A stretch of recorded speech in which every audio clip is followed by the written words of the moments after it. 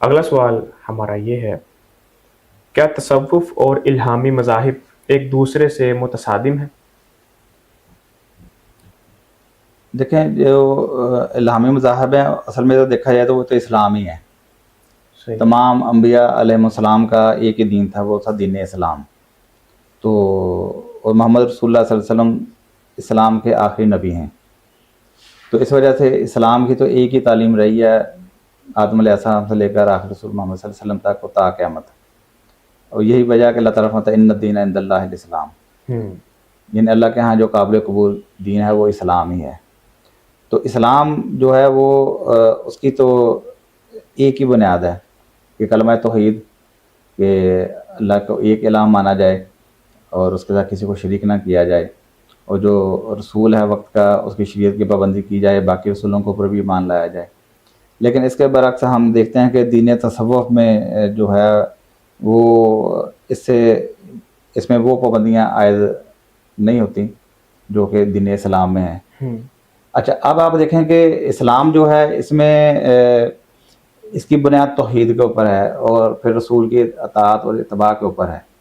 اس کے برعکس آپ دیکھتے ہیں کہ جو تصوف ہے اس کی بنیاد ان کے اپنے کچھ نظریات ہیں. اس میں فنا فی الشیخ ہے، فنا فی الرسول ہونا ہے، فنا فی اللہ ہونا ہے، وحدت الوجود ہے، وحدت الشہود، اسی کو فنا فی اللہ بھی یہ کہتے ہیں، حلول کے عقائد ہیں. تو پھر اس کے علاوہ اسلام جو ہے اس میں یہ ہوتا ہے کہ جس طرح اب ہمارا دین جو مکمل ہو چکا ہے محمد رسول اللہ صلی اللہ علیہ وسلم کی ختم نبوت کے بعد، تو آپ کی نبوت جہاں آپ کے اوپر نبوت ختم ہو گئی وہاں اس کے ساتھ ہی وہی کا سلسلہ جو بھی منقطع ہوگا وہ بھی ختم ہو گیا وہاں پہ. اب کیا تا قیامت جس طرح نبوت اور رسالت ختم ہے اسی طرح وہی بھی ختم ہے. لیکن آپ دین تصوف میں آپ یہ دیکھتے ہیں کہ وہاں پہ وہی بھی جاری ہوتی ہے الہام کی شکل میں، کشف کی شکل میں. کبھی فرشتہ آ کے صوفی صاحب سے آ کے گفتگو کر رہا ہوتا ہے، اللہ کی طرف سے خبریں دے رہا ہوتا ہے. کبھی یہ براہ راست اللہ کے ساتھ گفتگو کر رہے ہوتے ہیں. کبھی اللہ کے رسول ان کو آگے کوئی اطلاع دے جاتے ہیں. یعنی آپ دیکھیں کہ رسول کی طرف ایک ہمیشہ فرشتہ آتا تھا اطلاع دینے کے لیے، پچھلا سابقہ رسول نہیں آتا تھا. ان کے بعد خود اللہ کے رسول آ جاتے ہیں ان کی طرف. بہت سارے ایسے واقعات ہمیں ملتے ہیں.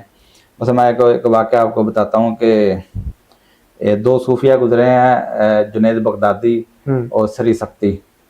یہ دونوں آپس میں ماموں بھانجا بھی ہیں. سری سکتی جو تھے یہ ماموں تھے، جنید بغدادی جو تھے یہ بھانجا تھے. تو سری سکتی صاحب جو ہے نا وہ اپنے بھانجے کو کہتے ہیں کہ آپ اس طرح کریں کہ واضح نصیحت لوگوں کو کیا کریں، درس و تدریس کریں. تو انہوں نے کہا کہ نہیں جی، جب تک آپ حیات ہیں، آپ زندہ ہیں. یعنی یہ ایک دوسرے کے پیر مرید بھی تھے. یعنی جنید صاحب جو تھے یہ مرید تھے اور سری سکتی صاحب ان کے پیر بھی تھے، مرشد بھی تھے. تو لہذا جنید صاحب جو ہیں یہ ٹالتے رہے اپنے پیر صاحب کو، اپنے ماموں کو، کہ نہیں جی جب تک آپ موجود ہیں میں یہ کام نہیں کر سکتا. تو اس کے علاوہ بغداد کے بہت سارے جو شیوخ تھے انہوں نے بھی ریکویسٹ کی کہ آپ واضح نصیحت کریں، تو لیکن وہ نہ مانے. تو ایک دن کیا دیکھتے ہیں کہ خواب میں اللہ کے رسول صلی اللہ علیہ وسلم آتے ہیں اور آ کے ان سے کہتے ہیں کہ دیکھو بھی تمہیں عام لوگوں نے بھی کہا، شیوخ بغداد نے بھی کہا، یہاں تک کہ تمہارے ماموں جو ہیں تمہارے مرشد ہیں انہوں نے بھی کہا کہ واضح نصیحت کرو، تم نے کسی کی بات نہیں مانی. لہذا اب میں تمہیں حکم دیتا ہوں کہ اب تم واضح نصیحت کیا کرو. تو وہ پھر مان گئے. اب صبح جب جاگے ہیں تو ان کے دل میں ایک وسوسہ آیا کہ میں بھی کوئی چیز بن گیا ہوں، کہ رسول اللہ صلی اللہ علیہ وسلم آ کے خود مجھے نصیحت کر رہے ہیں کہ تم یہ کام کرو ان کے حکم کے اوپر. اب یہ بات ذہن میں تھی. تو اتنے میں ایک شخص آیا، وہ سری سکتی جو ان کے ماموں، انہوں نے ان کو بھیجا، پیغام بھیجا کہ جاؤ جا کے جنید سے کہو کہ دیکھو جب میں نے کہا تم نے انکار کیا، شیوخ بغداد نے کہا تم نے انکار کیا، باقی سارے لوگوں نے کہا تم نے انکار کیا، تو اب تو رسول اللہ صلی اللہ علیہ وسلم آ کے تمہیں حکم دے گئے ہیں، اب تو تم کرو گے نا. تو اب جنید صاحب کہتے ہیں کہ جیسے ہی اس نے یہ آ کے مجھے اطلاع دی تو میرا وہ جو خمار تھا نا کہ میں بھی کوئی چیز بن گیا ہوں وہ جاتا رہا کہ جی اللہ کے رسول میرے پاس آئے، اور میرے ماموں جو میرے مرشد ہیں ان کو پتہ بھی چل گیا کہ اللہ کے رسول میرے پاس آئے. ٹھیک ہے نا.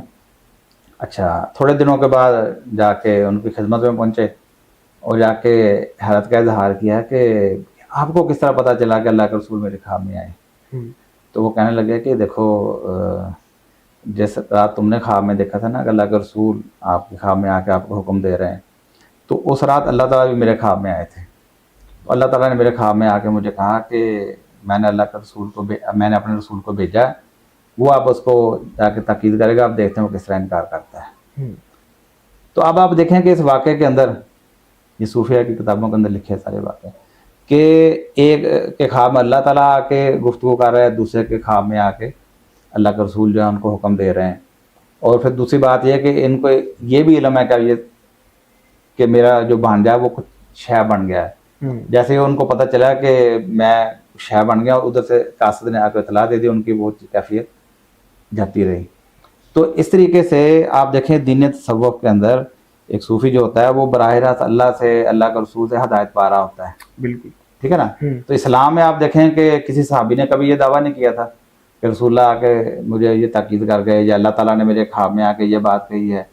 وہ ہمیشہ پابند ہوتے تھے کہ قرآن کے پابند تھے، رسول اللہ صلی اللہ علیہ وسلم کی وفات کے بعد آپ کی سنت کے پابند تھے. عمر ترام فرماتے ہیں کہ جب آپ خلیفہ بنے تو آپ نے لوگوں کو ایک خطبہ ارشاد فرمایا کہ لوگوں دیکھو جب تک رسول اللہ صلی اللہ علیہ وسلم زندہ تھے تو بعض اوقات وحی کی روشنی میں بھی آپ کا محاسبہ ہو جایا کرتا تھا. اب جو کہ رسول اللہ صلی اللہ علیہ وسلم نہیں رہے اور وحی کا سلسلہ منقطع ہو چکا ہے، تو لہذا اب ہم لوگوں کا جو محاسبہ کریں گے اس کے ظاہر کے اوپر ہی کریں گے. جو جس کا ظاہر ہمارے نزدیک اچھا ہے اسی کو ہم اچھا سمجھیں گے، جس کا ظاہر برا ہے اس کو ہم برا سمجھیں گے. تو یعنی اب ہم جو نیتوں کا یا دل کا مواخذہ ہم نہیں کر سکتے. تو یہاں صورتحال یہ ہے کہ وحی کے منقطع ہونے کے باوجود بھی خود کبھی اللہ تعالیٰ ان کے خواب میں آ جاتے ہیں، کبھی رسول اللہ صلی اللہ علیہ وسلم ان کے خواب میں آ جاتے ہیں، کبھی فرشتہ ان کے پاس آ جاتا ہے. تو آپ یہ دیکھیں کہ دین کی جو بنیاد ہے ختم نبوت کا معاملہ اور وحی کے انقطاع کا معاملہ، وہ ان کا ختم ہی نہیں ہوا ابھی تک. یہ تو میں نے ایک مثال پیش کی ہے، ورنہ آپ صوفیہ کی جب کتابیں پڑھتے ہیں وہاں تو ہر واقعے کے اندر آپ دیکھتے ہیں کہ ہر صوفی انہی چیزوں کا مدعی نظر آتا ہے آپ کو. ٹھیک ہے نا. تو اس لیے اسلام کی بنیاد اور ہے. پھر دوسری بات یہ ہے کہ اسلام کی بنیاد توحید کے اوپر ہے، یہاں ان کی بنیاد جو ہے وہ اتحاد کے اوپر ہے. یہاں ہر صوفی جو ہے وہ اللہ میں فنا ہونے کے چکر میں ہے کہ میں اللہ بن جاؤں، یعنی ان کی منزل جو ہوتی ہے میں اللہ بن جاؤں کسی طریقے سے. ٹھیک ہے نا. تو پہلے یہ فنا فی شیخ ہونے کا مرتبہ حاصل کرنے کی کوشش کرتے ہیں. اس کو کہتے ہیں سیر باطن کرنا، سلوک کی منزلیں. یعنی ان میں سے ہر صوفی اپنے آپ کو سالک سمجھتا ہے. سالک کا مطلب ہوتا ہے مسافر، چلنے والا. ٹھیک ہے نا. اور اس کی منزل کیا ہوتی ہے؟ پہلی منزل یہ ہوتی ہے کہ فنا فی شیخ ہونا، کہ وہ اپنے آپ کو اتنی وہ محنت کرے، اتنا وہ پیر کا قرب حاصل کرنے کی کوشش کرے کہ وہ اپنے آپ کو کس طریقے سے پیر کے مقام پہ لے آئے، وہ پیر کے اندر، وہ شیخ کے اندر فنا ہو جائے. اسی طرح جب یہ منزل حاصل کر لیتے تو پھر وہ ریاضتیں، یہ باتیں، مراقبے، چلے، وظیفے سارے وہ کرتے ہیں، اپنے آپ کی نفس کو مشقت کو اندر ڈالتے ہیں. پھر یہ فنا فی رسول کی منزل حاصل کرنے کی کوشش کرتے ہیں کہ رسول کے اندر فنا ہو کے اس کے ہم مرتبہ ہونے کی کوشش کرتے ہیں. پھر جب یہ بھی منزل کوئی ان میں سے کو حاصل کر لیتا ہے، سلوکی یہ منزل طے کر لیتا ہے، تو پھر یہ فنا فی اللہ ہونے کی منزل حاصل کرنے کی کوشش کرتے ہیں. تو آپ یہ دیکھیں کہ اسلام یہ کہتا ہے کہ لا الہ الا اللہ، کہ اللہ کے علاوہ کوئی الہ نہیں. لا شریک لہ، اس کا کوئی شریک نہیں. لم یلد ولم یولد، نہ وہ کسی سے ہے نہ اس میں سے کوئی ہے. ولم یکن لہ کفوا احد، اس کا کوئی ہمسر و ہم ذات بھی نہیں ہے.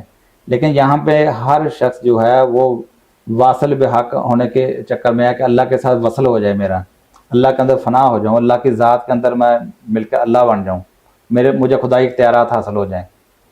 تو یہ وجہ ہے کہ یہ جتنے بھی آپ کے سامنے جو بڑے بڑے دربار بنے ہوئے ہیں جن کو داتا، دستگیر، غوث، مشکل کشا، فریاد رس، غوث العظم کہا جاتا ہے، تو انہی بنیادوں کے اوپر کہا جاتا ہے کہ یہ وہ لوگ تھے جو اللہ کی ذات کے ساتھ فنا ہو کر یہ اللہ ہی ہو چکے تھے، ان کے پاس وہ سارے خدائی اختیارات ہیں. تو یہ صوفی کی منزل ہوتی ہے. اور اسلام کیا کہتا ہے کہ اللہ کے علاوہ کوئی الہ نہیں ہے، کوئی اس کا ہمسر نہیں ہے، کوئی شریک نہیں ہے. وہی مشکل کشا ہے، وہی فریاد رس ہے، وہی بارشیں برساتا ہے، وہی تدبیر امر کرتا ہے. خلق اس کے ہاتھ میں ہے، امر اس کے ہاتھ میں ہے، ہر چیز اس کے ہاتھ میں ہے. لیکن یہاں ہمیں نظر آتا ہے کہ ہر چیز صوفی کے ہاتھ میں ہے. یعنی ایک کتاب ہے عبد القادر جیلانی صاحب کی کتاب ہے فیوز یزدانی، ٹھیک ہے نا. اچھا فتح ربانی اس کا ترجمہ فیوز یزدانی، یہ اس کے بیٹے نے اس کے ملفوظات اس کے اندر لکھے ہوئے ہیں. تو وہ اس میں لکھتے ہیں کہ میرے والد صاحب جو ہیں وہ کہتے ہیں کہ دیکھو اے ضعیف الیقین، یہ تیری جو آج بری حالت ہے کہ نہ دنیا تیرے ہاتھ میں ہے نہ آخرت تیرے ہاتھ میں ہے، کچھ بھی نہیں ہے تیرے تو آج، اس کی وجہ یہ ہے کہ تو نے اولیاء اللہ اور ابدال کا مقام نہیں پہچانا. اور یہ وہ لوگ ہیں جن کو اللہ تعالیٰ نے اپنے سامنے کھڑے کر کے زمین، آسمان، عرش، کرسی اور جو کچھ اللہ کی ملکیت میں سب کچھ ان کو سونپ دیا اور دنیا اور آخرت ان کے ہاتھ میں دے دی. ٹھیک ہے نا. ٹھیک. تو اب آپ دیکھیں کہ یہاں صوفیہ کا ہے یہ تصور ہے کہ یہ جو اولیاء اور ابدال ہوتے ہیں اللہ تعالیٰ ہر چیز اپنی عرش، کرسی، اپنی ملکیت میں جو سب کو ان کے حوالے کر دیتا ہے. تو اب یہ بتائیں کہ یہ اسلام ہے؟ نہیں بالکل. تو پھر اسلام سے متصادم ہوا نا. تو یہ وہ چیز ہے کہ تصوف کی جو سلوک کا جو سالک ہے، تصوف کے راستے کو چلنے والا، اس کی منزل کوئی اور ہے، وہ اللہ بننے کی کوشش میں ہے. اور اسلام کو چلنے والا جو وہ اللہ کو ایک خالق مانتا ہے، معبود مانتا ہے، مالک مانتا ہے، کائنات کا چلانے والا مانتا ہے، اور اپنے آپ کو عابد اور اس کو معبود مانتا ہے. ٹھیک ہے نا. دونوں کے اندر زمین آسمان کا فرق ہے. ٹھیک.